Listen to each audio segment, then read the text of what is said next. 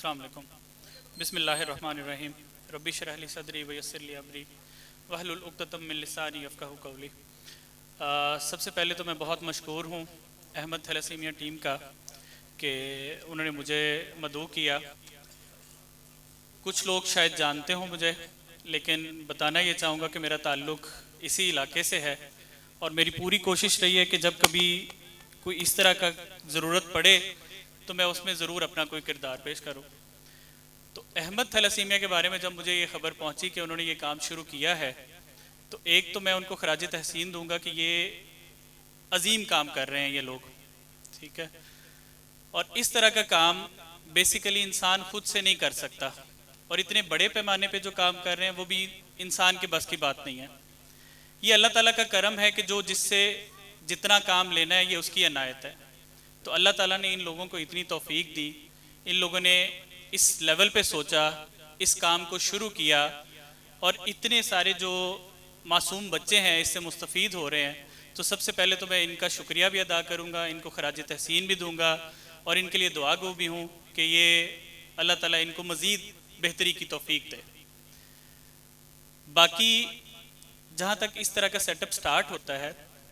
تو میں سمجھتا ہوں کہ کچھ ویژن ہونی چاہیے کہ اگر آج 2025 ہے، اس کام کو سٹارٹ کیا گیا ہے، تو ایک بندہ ذہن بنا لے کہ 2030 2035 2040 تک میں نے کیا کام کرنا ہے۔ تو میں سمجھتا ہوں کہ ان کا گول، ان کی ویژن یہ ہونی چاہیے کہ جہاں یہ اب 140 سے 400 پہ پہنچے ہیں نا، تو 2030 2035 میں یہ واپس پیچھے کی طرف نمبر آنا چاہیے، ٹھیک ہے۔ جہاں پہ یہ 400 پہ پہنچے ہیں، یہ بہت الارمنگ سچویشن ہے کہ اس علاقے میں اتنے بچے اس بیماری میں مبتلا ہیں اور یہ ریشو بڑھتی جا رہی ہے۔ تو میں چاہتا ہوں کہ 2030 2035 ایک گول سیٹ ہو کہ ہم لوگوں نے اتنا کام کرنا ہے کہ آنے والے سالوں میں یہ تعداد پیچھے کی طرف آئے، یہ بیماری کم سے کم ہو، اس علاقے سے، پورے پاکستان سے، پوری دنیا سے یہ بیماری ختم ہونی چاہیے۔ تو اس چیز کے لیے جہاں تک تو علاج چل رہا ہے، اس کے بہتر طریقے سے جو چیز جس پہ ہمیں فوکس کرنا چاہیے کہ اس کو روکنا کیسے ہے، ٹھیک ہے۔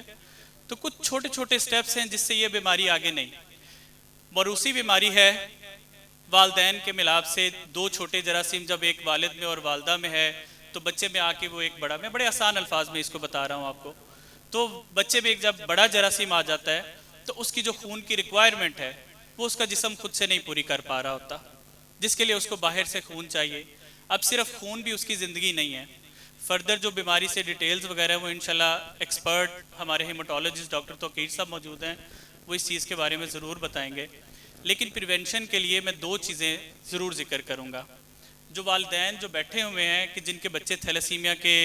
مریض ہیں، ان کے لیے ریکویسٹ ہے کہ اگلے جب بھی کوئی وہ پلان کرتے ہیں، اللہ تعالیٰ کی طرف سے کرم ہوتا ہے، اگلے بچے کے لیے سوچتے ہیں،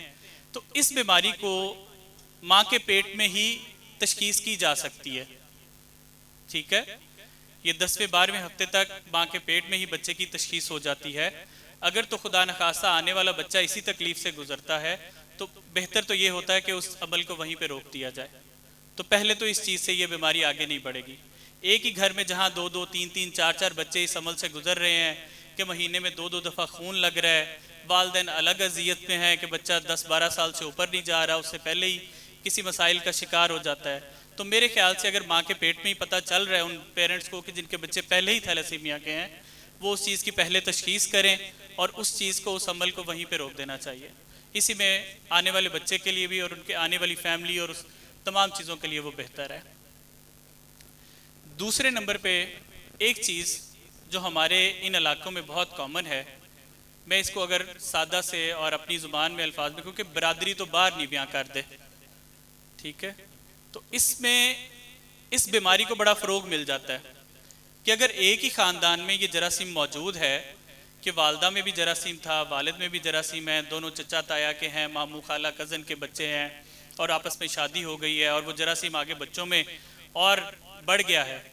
تو اس چیز کو مزید روکنے کے لیے جو آنے والی آپ لوگوں کی پلاننگ ہونی چاہیے، میرے خیال سے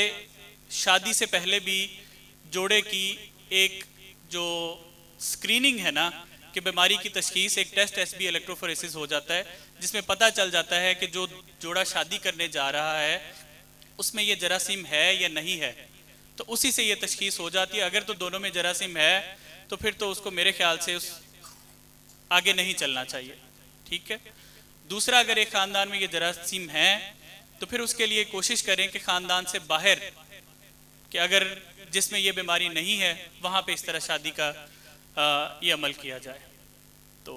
یہ دو تین باتیں میرا بیسیکلی جو زیادہ فوکس ہوتا ہے وہ پیرنٹس کو اگر کبھی ملاقات ہوتی ہے، ان کے پیرنٹس سے جب بھی اگر ملاقات ہوتی ہے تو میرا فوکس بس یہی ہوتا ہے کہ اب جو آگے جس تکلیف سے یہ بچے گزر رہے ہیں آگے مزید کوئی اس تکلیف سے نہ گزرے۔ تو اس چیز کے لیے دو چیزیں بڑی ضروری ہیں کہ اس کو ٹائم سے پہلے ہی تشخیص ہو اور اس بیماری کو یہیں پہ روک دیا جائے۔ تو باقی اختتام میں دوبارہ شکر گزار ہوں، اور دوبارہ میں خراج تحسین پیش کروں گا احمد تھیلیسیمیا والوں کو کہ وہ جو بھی کام کر رہے ہیں اللہ تعالیٰ اس میں برکت ڈالے، اور اس کام کو وہ مزید اور اچھے اور احسن طریقے سے اس کو سر انجام دیں۔ بہت شکریہ، جزاک اللہ جی۔